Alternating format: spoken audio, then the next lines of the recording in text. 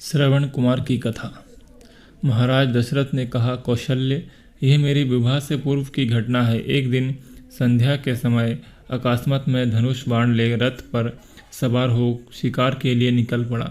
जब मैं सरयू के तट के साथ साथ रथ में जा रहा था तो मुझे ऐसा शब्द सुनाई पड़ा मानो वन्य हाथी गरज रहा हो। उस हाथी को मारने के लिए मैंने तीक्ष्ण शब्द भेदी बाण छोड़ दिया। बाण के लक्ष्य पर लगते ही किसी जल में गिरते हुए मनुष्य के मुख से यह शब्द निकले, आह, मैं मरा, मुझ निरपराध को किसने मारा।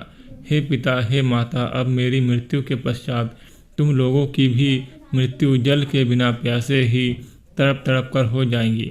ना जाने किस पापी ने बाण मारकर मेरी और मेरे माता पिता की हत्या कर डाली। इससे मुझे ज्ञात हुआ कि हाथी की गरज सुनना मेरा भ्रम था। वास्तव में वह शब्द जल में डूबते हुए घड़े का था। उन वचनों को सुनकर मेरे हाथ कांपने लगे और मेरे हाथों से धनुष भूमि पर गिर पड़ा।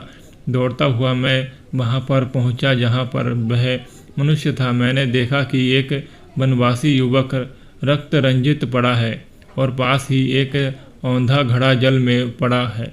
मुझे देखकर क्रुद्ध स्वर में वह बोला, राजन, मेरा क्या अपराध था जिसके लिए आपने मेरा वध करके मुझे दंड दिया है? क्या यही मेरा अपराध है कि मैं अपने प्यासे वृद्ध माता पिता के लिए जल लेने आया था? यदि आपके हृदय में किंचित मात्र भी दया है तो मेरे प्यासे माता पिता को जल पिला दो, जो निकट ही मेरे प्रतीक्षा कर रहे हैं। किंतु पहले इस बाण को मेरे कलेजे से निकालो, जिसकी पीड़ा से मैं तड़प रहा हूँ। यद्यपि मैं वनवासी हूँ किंतु फिर भी ब्राह्मण नहीं हूँ। मेरे पिता वैश्य और मेरी माता शूद्र है, इसलिए मेरी मृत्यु से तुम्हें ब्राह्मण हत्या का पाप नहीं लगेगा। मेरे द्वारा उसके हृदय से बाण खींचते ही उसने प्राण त्याग दिए। अपने इस कृत्य से मेरा हृदय पश्चाताप से भर उठा। घड़े में जल भरकर मैं उसके माता पिता के पास पहुंचा। मैंने देखा वे दोनों अत्यंत दुर्बल और नेत्रहीन थे। उनकी दशा देखकर मेरा हृदय और भी विदीर्ण हो गया। मेरी आहट पाते ही वे बोले, बेटा श्रवण, इतनी देर कहाँ लगाई? पहले अपनी माता को पानी पिला दो, क्योंकि वह प्यास से अत्यंत व्याकुल हो रही है। श्रवण के पिता के वचनों को सुनकर मैंने डरते डरते कहा, हे मुनि, मैं अयोध्या का राजा दशरथ हूँ।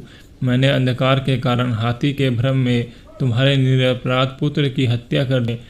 अज्ञानवश किए गए अपने इस अपराध से मैं अत्यंत व्यथित हूँ। आप मुझे दंड दीजिए। पुत्र की मृत्यु का समाचार सुनकर दोनों विलाप करते हुए कहने लगे, मन तो करता है कि मैं अभिशाप देकर तुम्हें भस्म कर दूं और तुम्हारा सिर के साथ टुकड़े कर दूं, किंतु तुमने स्वयं आकर अपना अपराध स्वीकार किया है, अतः मैं ऐसा नहीं करूंगा। अब तुम हमें हमारे श्रवण के पास ले चलो।